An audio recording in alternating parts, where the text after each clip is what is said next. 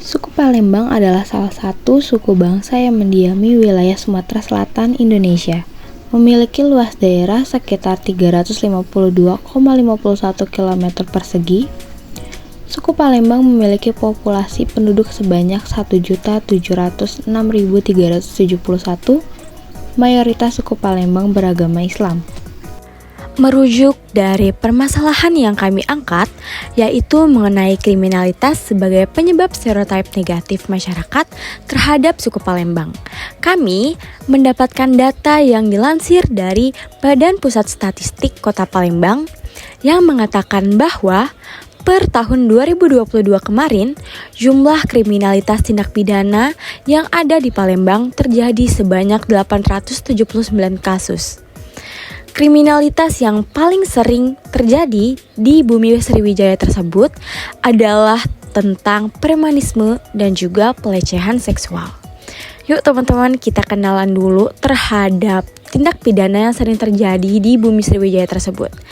Yang pertama adalah premanisme. Premanisme adalah tindak pemalakan atau perampasan yang dilakukan oleh seseorang atau sekelompok orang yang menggunakan senjata tajam atau senjata api yang bertujuan untuk mengancam keselamatan korban. Lalu yang kedua, terdapat adanya pelecehan seksual yang dapat didefinisikan sebagai bentuk perilaku yang mengarah kepada hal-hal seksual yang dilakukan secara paksa atau secara sepihak oleh pelaku. Nah, menurut narasumber yang kami wawancarai, terdapat beberapa daerah yang rawan terhadap tindak pidana kejahatan. Misalnya seperti Kertapati, Pelaju, Lemabang, dan juga Tangga Buntung. Selain kota-kota tersebut yang telah disebutkan tadi, tempat wisata juga tidak luput dari aksi premanisme di Palembang. Misalnya saja BKB atau yang dikenal sebagai Benteng Kuto Besa yang menjadi salah satu incaran sekelompok preman di sana. Nah, untuk pembahasan yang lebih dalam lagi, yuk sama-sama kita simak hasil wawancara dari narasumber kami. Check it out! Akhir-akhir ini tuh lagi rame tentang premanisme di Palembang. Akhir-akhir ini tuh ada beberapa preman lah yang menjaga tempat itu kayak itu. Jadi wisatawan yang datang itu tuh dipalkin gitu. Munculnya udah pasti yang pertama karena masalah ekonomi ya. Ekonomi, kemiskinan, kurangnya lapangan kerja. Jadi ya otomatis jalan satu-satunya melakukan kejahatan kan.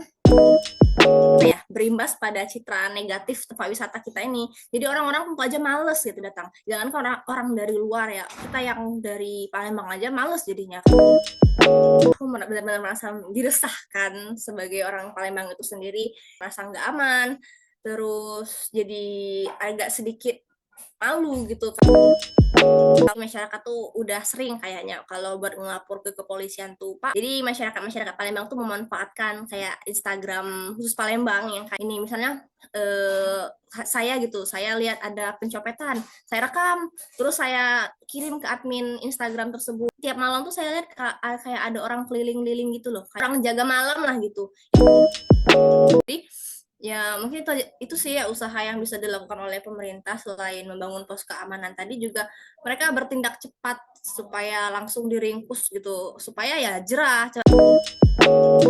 Ada stereotip dari luar Palembang tuh kalau ada kejahatan pasti dari Sumatera, dari Palembang, dari memang itu ya. Jadi kita juga agak malu lah ya. Banyaknya terjadi kayak pelecehan tuh di situ. Mungkin kurangnya berhati-hati dari caranya berpakaian atau gimana gitu kan. Pokoknya dihindarin aja kalau misalnya kayak jalan sendiri malam-malam atau kalau misalnya mau keluar-keluar itu diusahakan ngajak temen gitu. Takut keluar aja gitu.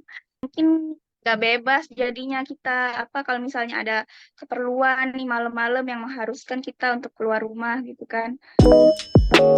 Miris banget loh ini yang punya pemikiran-pemikiran buat pelecehan seksual ini kayak gitu kan.